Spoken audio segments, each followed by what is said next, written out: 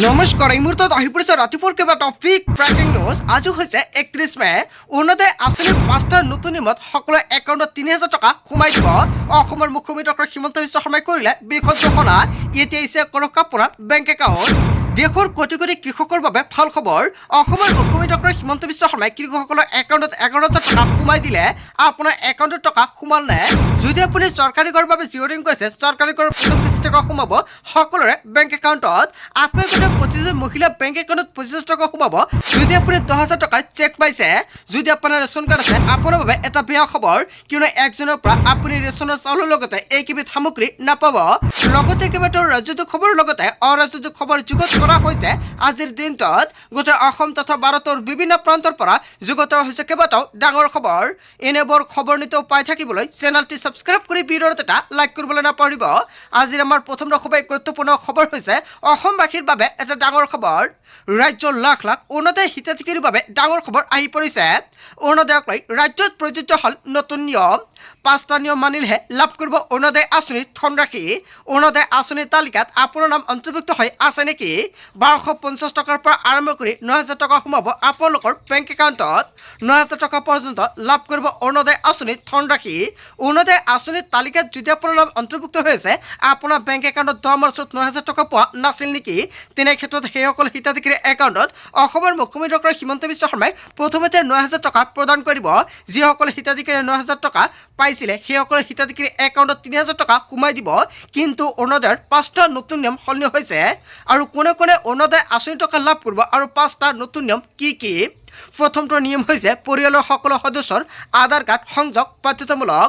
আগতে যিজন ব্যক্তিয়ে অৰুণোদয় আঁচনিত আবেদন কৰিছিল অকল সেইজন ব্যক্তিৰ আধাৰ কাৰ্ড লিংক কৰিব লাগিছিল। এতিয়া পৰিয়ালৰ সকলো সদস্যৰ আধাৰ কাৰ্ড লিংক কৰিব লাগিব। দ্বিতীয় নিয়ম হৈছে স্থায়ী বাসিন্দাৰ প্ৰমাণপত্ৰ থাকিব লাগিব। যদি আপুনি অৰুণোদয় আঁচনি টকা পাই আছে, তেনে ক্ষেত্ৰত স্থায়ী বাসিন্দাৰ প্ৰমাণপত্ৰ এতিয়াৰ পৰা প্ৰয়োজন হ'ব। তৃতীয়টো নিয়ম হৈছে বেংক একাউণ্টত ডিবিটিৰ সুবিধা এক্টিভ থাকিব লাগিব। যদি আপোনাৰ বেংক একাউণ্টৰ ডিবিটি মাধ্যমটো অন নাথাকে, তেনে ক্ষেত্ৰত আপোনাৰ বেংক একাউণ্টত অৰুণোদয় আঁচনি টকা প্ৰদান কৰিলেও আপোনাৰ একাউণ্টত নোসোমায়। অতি শীঘ্ৰে বেংকত গৈ আপুনি ডিবিটি অন কৰি ৰাখক। চতুৰ্থটো নিয়ম হৈছে পৰিয়ালত কোনো চৰকাৰী চাকৰিয়াল থাকিব নালাগিব। যদি আপুনি অৰুণোদয় আঁচনি টকা পাই আছে আৰু এতিয়া আপোনাৰ ঘৰত চাকৰি হৈছে, তেনে ক্ষেত্ৰত সেইজন সদস্যৰ নাম কৰ্তন কৰা হ'ব তালিকাৰ পৰা। পঞ্চমটো নিয়ম হৈছে সকলো নথিপত্ৰ আপডেট হৈ থাকিব লাগিব। অৰুণোদয় আঁচনিৰ বাবে যিকেইখন নথিপত্ৰ আপুনি দিছিলে, ৰেচন কাৰ্ড, আধাৰ কাৰ্ড, বেংক একাউণ্ট, লগতে আপুনি ভোটাৰ আইডি, এইকেইখন নথিপত্ৰত আপোনাৰ একে নাম থাকিব লাগিব। লগতে ডেট অফ বাৰ্থটো একে মিলিব লাগিব। নহ'লে কিন্তু আপোনাৰ বেংক একাউণ্টত অৰুণোদয় আঁচনি টকা নাপাব, নাম কৰ্তন কৰা হ'ব। ৰাজ্যৰ লাখ লাখ অৰুণোদয় হিতাধিকাৰীৰ বাবে ডাঙৰ খবৰ। অৰুণোদয় আঁচনিৰ কেইবাটাও নতুন নিয়ম সলনি হৈছে। তাৰ পিছত অসমবাসীৰ ৰাজক জনাইছে আমাৰ পৰৱৰ্তী খুবেই গুৰুত্বপূৰ্ণ খবৰ। লগতে এটা ডাঙৰ খবৰ, ৰাজ্যৰ লাখ লাখ ৰেচন কাৰ্ডৰ হিতাধিকাৰীলৈ জৰুৰী বাৰ্তা আহি পৰিছে। 1 জুনৰ পৰা অনিৰ্দিষ্ট কাললৈকে বন্ধ থাকিব দালি, চেনি আৰু নিমখ। যদি আপোনাৰ ৰেচন কাৰ্ড আছে, আপোনাৰ বাবে এটা বেয়া খবৰ আহি পৰিছে। এই কেইবিধ সামগ্ৰী এতিয়াৰ পৰা আপুনি নাপাব। ৰেচন কাৰ্ড থাকিলেও নাপাব দালি, চেনি আৰু নিমখ। ৰেচনৰ 70 লাখ হিতাধিকাৰীয়ে প্ৰতিটো মূলতে ক্ৰয় কৰিব লাগিব এই সামগ্ৰী। দুদিন পাছতে এই 3বিধ সামগ্ৰী বন্ধৰ নিৰ্দেশনা। সুলভ মূল্যৰ দোকানসমূহত উপলব্ধ নহ'ব এই সামগ্ৰী। ৰাজ্য চৰকাৰে চাউলৰ লগতে এই 3বিধ সামগ্ৰী প্ৰদান কৰিছিল ঘোষণা। এই পৰ্যন্ত ৰেচন কাৰ্ডত প্ৰদান কৰি থকা হৈছে এই সামগ্ৰী। পৰৱৰ্তী নিৰ্দেশনা নিদিয়া পৰ্যন্ত নাপাব দালি, চেনি আৰু নিমখ। 7 মাহৰ বাবে এই 3বিধ সামগ্ৰী প্ৰদানৰ আছিল চুক্তি। জুন মাহৰ পাছত পুনৰ এই 3বিধ সামগ্ৰী প্ৰদানৰ ৰাখিব বাহাল। চুক্তি শেষ হোৱাৰ বাবে জুন মাহত নাপাব পাৰে এই সামগ্ৰী। ৰাজ্যৰ লাখ লাখ ৰেচন কাৰ্ডৰ হিতাধিকাৰীলৈ জৰুৰী খবৰ আহি পৰিছে। যদি আপোনাৰ ৰেচন কাৰ্ড আছে, আপোনাৰ বাবে এটা বেয়া খবৰ, কিয়নো আপুনি 1 জুনৰ পৰা 1 টকা দিব নালাগে। কিয়নো চেনি, দালি, নিমখ এই কেইবিধ সামগ্ৰী প্ৰদান নকৰে, অকল চাউলহে আপুনি লাভ কৰিব। আজিৰ ভিডিঅ'ত যিমান পাৰে সকলোকে শ্বেয়াৰ কৰি জনাই দিয়ক। তাৰপিছত অসমবাসীৰ ৰাজক জনাইছে আমাৰ পৰৱৰ্তী খুবেই গুৰুত্বপূৰ্ণ খবৰ। লগতে এটা ডাঙৰ খবৰ, ৰাজ্যৰ কৃষকলৈ ভাল খবৰ আহি পৰিছে। যোগ্য কৃষকে লাভ কৰিব 11,000 টকাৰ ৰাজসাহায্য। অসমৰ মুখ্যমন্ত্ৰী ডক্টৰ হিমন্ত বিশ্ব শৰ্মাই পোনে পোনে সকলোৰে বেংক একাউণ্টত 11,000 টকা সোমাই দিব। যদি আপুনি এজন কৃষক, তেন্তে আপোনাৰ বাবে অত্যন্ত ভাল খবৰ আহি পৰিছে। সোণকুটিৰে আৰম্ভ হোৱা অসমৰ শক্তিশালী গ্ৰাম্য অৰ্থনীতিৰ এক নতুন অধ্যায়। আত্মনিৰ্ভৰশীলতাৰ দিশে অগ্ৰসৰ অসমৰ কৃষিখণ্ড। কৃষক আৰু মৎস্যজীৱী, দুগ্ধ উৎপাদক আৰু আত্মনিৰ্ভৰ আৰু গাঁওসমূহক অধিক শক্তিশালী কৰাৰ লক্ষ্যৰে অসম চৰকাৰ। কৃষকৰ বাবে অব্যাহত থাকিব ফচল বীমাৰ সুবিধাও। কৃষিজাত শস্যৰ উৎপাদনৰ ভিত্তিত কৃষকে লাভ কৰিব ন্যূনতম সমৰ্থন মূল্য। কেৱল ইয়াই নহয়, সুৰক্ষিত হ'ব কৃষকৰ ভৱিষ্যত। প্ৰযুক্তিচালিত কৃষি ব্যৱস্থাৰে উৎপাদন বৃদ্ধিৰ পৰিকল্পনা চৰকাৰৰ। 10 লাখ মেট্ৰিক টন মৎস্য উৎপাদনৰ লক্ষ্য চৰকাৰৰ। দুগ্ধ, হাঁহ কুকুৰা, গাহৰি পালনেৰে গ্ৰাম্য অৰ্থনীতি শক্তিশালী কৰাৰ পৰিকল্পনা। সামাজিক মাধ্যমযোগে অসমৰ মুখ্যমন্ত্ৰী ডক্টৰ হিমন্ত বিশ্ব শৰ্মাই শ্বেয়াৰ কৰিলে কৃষক খণ্ডৰ উন্নয়নৰ পৰিকল্পনাৰ কথা। দেশৰ কোটি কোটি কৃষকৰ বাবে ভাল খবৰ। অসমৰ মুখ্যমন্ত্ৰী ডক্টৰ হিমন্ত বিশ্ব শৰ্মাই নিৰ্বাচনী প্ৰচাৰৰ মাজতে প্ৰতিশ্ৰুতি দিছিলে সকলো কৃষকৰ একাউণ্টত 11,000 টকা সোমাই দিয়া হ'ব। অৱশেষত কোটি কোটি কৃষকৰ বাবে ভাল খবৰ আহি পৰিছে। কেতিয়া কৃষকৰ একাউণ্টত 11,000 টকা সোমাই দিব অসমৰ মুখ্যমন্ত্ৰী ডক্টৰ হিমন্ত বিশ্ব শৰ্মাই, যেতিয়া ঘোষণা কৰিব নিশ্চয় সম্পূৰ্ণকৈ জনাই দিম। তাৰ পিছত অসমবাসী ৰাইজক জনাইছো আমাৰ পৰৱৰ্তী খুবেই গুৰুত্বপূৰ্ণ খবৰ। লগতে এটা ডাঙৰ খবৰ, আপোনাৰ পৰিয়ালত ৰেচন কাৰ্ড নাই নেকি? ৰাজ্যৰ লাখ লাখ পৰিয়ালে নতুনকৈ লাভ কৰিব ৰেচন কাৰ্ডৰ সুবিধা। এইমাত্ৰ অসমৰ মুখ্যমন্ত্ৰী ডক্টৰ হিমন্ত বিশ্ব শৰ্মাই লাইভযোগে কৰিলে বৃহৎ ঘোষণা। অহা 5 বছৰত অসমত দৰিদ্ৰ 3% হেৰা কৰাৰ লক্ষ্য চৰকাৰৰ। অন্তদয় আঁচনিৰ জৰিয়তে দৰিদ্ৰতা নিৰ্মূলৰ প্ৰয়াস কৰিছে অসমৰ মুখ্যমন্ত্ৰী ডক্টৰ হিমন্ত বিশ্ব শৰ্মাই।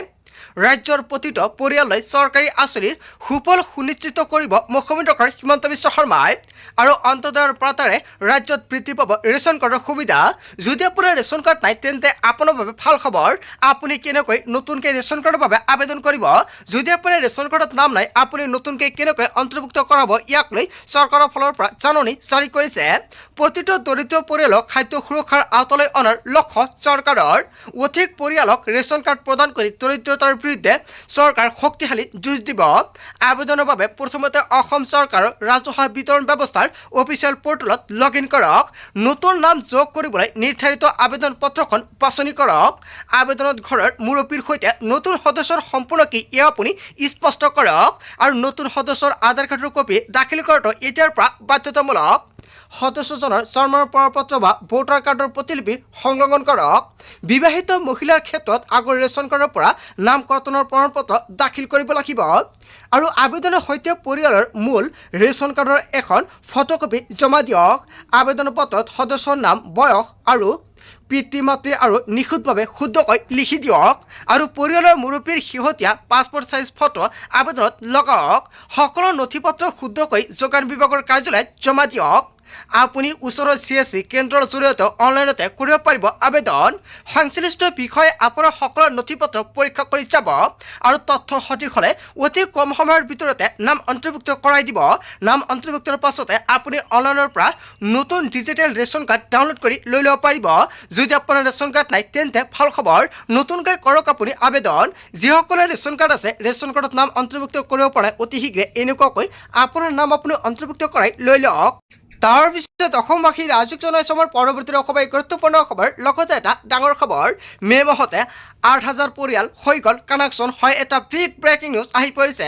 অসমৰ মুখ্যমন্ত্ৰী ডক্টৰ হিমন্ত বিশ্ব শৰ্মাই কৰিছে বৃহৎ ঘোষণা। মে' মাহতে 8,000কৈ নতুন কানেকশ্যন দি দিছে। শীঘ্ৰে বিনামূলীয়া সৌৰশক্তিৰ বাবে আপুনি কৰক আবেদন। যদি আপোনাৰ ঘৰত সৌৰশক্তিৰ বাবে এতিয়ালৈকে আবেদন কৰা নাই, অতি শীঘ্ৰে আপুনি আবেদন কৰক আৰু নতুনকৈ কানেকশ্যন এটা লগাই লওক। ইয়াৰ জৰিয়তে কি কি সুবিধা আপুনি লাভ কৰিব? 300 ইউনিট বিদ্যুৎ কেনেকৈ লাভ কৰিব বিনামূলীয়াকৈ?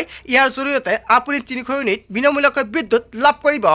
লাখ লাখ পৰিয়ালৰ বাবে পুনৰ ডাঙৰ আহ্বান জনাইছে মুখ্যমন্ত্ৰী ডক্টৰ হিমন্ত বিশ্ব শৰ্মাই। শীঘ্ৰে বিনামূলীয়া বিদ্যুতৰ বাবে আপুনি কৰক আবেদন। ক'ত কিদৰে ইয়াৰ বাবে আবেদন কৰিব লাগিব চাই লওক সমগ্ৰ প্ৰক্ৰিয়া। সৌৰ পেনেল স্থাপনৰ বাবে আপুনি 78,000 টকা পৰ্যন্ত লাভ কৰিব ৰাজসাহায্য। সুলভ ঋণ আৰু অতি সৰল পঞ্জীয়ন প্ৰক্ৰিয়াৰে লাভ কৰিব এই সুবিধা।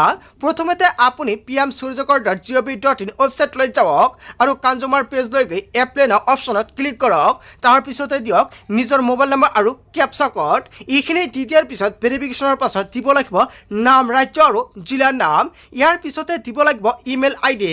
মোবাইললৈ অহা OTP সন্নিৱিষ্ট কৰি ক্লিক কৰক ছেভ অপশ্যনত। ইয়াৰ পিছতে ৰাজসাহায্য লাভৰ বাবে আপুনি সন্নিৱিষ্ট কৰিব লাগিব বেংক একাউণ্টৰ তথ্য। সকলো তথ্য তথ্য পাতি অনুমোদন হোৱাৰ পিছতে আপোনাৰ মোবাইলে আহিব মেছেজ আৰু বেংক কৰ্তৃপক্ষৰ সৈতে যোগাযোগৰ পিছতে আপোনাৰ একাউণ্টত সোমাব ৰাজসাহায্যৰ ধনৰাশি। যদি আপুনি আবেদন কৰিব বিচাৰিছে অতি শীঘ্ৰে আবেদন কৰক। কেনেকৈ আবেদন কৰিব সম্পূৰ্ণকৈ জানিলে যদি আপুনি তথাপিও কৰিব নোৱাৰে কেনেকৈ কৰিব লাগে নিশ্চয় আপুনি কমেণ্ট কৰি জনাই দিব, নেক্সট ভিডিঅ'ত জনাই দিম। তাৰ পিছত অসমবাসীৰ ৰাজক জনাইছো আমাৰ পৰৱৰ্তী খুবেই গুৰুত্বপূৰ্ণ খবৰ, লগতে এটা ডাঙৰ খবৰ। মাজত মাত্ৰ কেইটামান ঘণ্টা বাকী আছে। জুন মাহৰ পৰাই ৰাজ্যত পুনৰ চলিব বৃহৎ উচ্ছেদ অভিযান। উচ্ছেদৰ পূৰ্বে নিজ নিজে আঁতৰি যাওক বেদখলকাৰী। কেইবাটাও বিৰোধ সিদ্ধান্ত গ্ৰহণ কৰিছে। অন্যথা ব্যাপক হাৰত বেদখলকাৰীৰ ওচৰত চলিব বুলডোজাৰ একশ্যন। বেদখলকাৰীৰ ওপৰত একশ্যন অভিযান চলাবলৈ সাজু হৈছে চৰকাৰ। গোৱালপাৰা জিলাত চলিব বৃহৎ উচ্ছেদ অভিযান। উচ্ছেদ অভিযান চলাবলৈ সাজু হৈছে গোৱালপাৰা জিলাৰ শান্তি আৰু সম্প্ৰীতি শৃংখলা বাতাবৰণ নাহে বুলি বৃহৎ ঘোষণা কৰিছে। সুৰক্ষা উন্নয়ন আৰু সম্প্ৰীতিৰ সৈতে সমান্তৰালভাৱে চলিব উচ্ছেদ অভিযান। এই মন্তব্য কৰিছে বিজেপিৰ বিধায়ক টংকেশ্বৰ ৰাভাই। হয়, টংকেশ্বৰ ৰাভাই যিটো মন্তব্য কৰিছে জনতাই কি ক'ব? অসমত পুনৰ নতুনকৈ উচ্ছেদ অভিযান আৰম্ভ কৰিব লাগে নে নাই, বেদখলমুক্ত কৰিব লাগে নে নাই, জনতাৰ মন্তব্যটো নিশ্চয় কমেণ্ট বক্সত জনাই দিব। তাৰ পিছত অসমবাসীৰ ৰাজক জনাইছো আমাৰ পৰৱৰ্তী খুবেই গুৰুত্বপূৰ্ণ খবৰ, লগতে এটা ডাঙৰ খবৰ। ইউচিচিৰ বিৰুদ্ধে পুনৰ কেইবাটাও বৃহৎ মন্তব্য কৰিছে আছাদুদ্দিন ওৱাইচিয়ে। ইউচিচিক লৈ ওৱাইচিৰ তীব্ৰ প্ৰতিবাদ। মুছলমানৰ ওপৰত হিন্দু বিবাহৰ ৰীতি নীতি জাপি দিয়াৰ অভিযোগ ওৱাইচিৰ। আছাদুদ্দিন ওৱাইচিয়ে এনেকুৱাকৈ বৃহৎ মন্তব্য কৰিছে।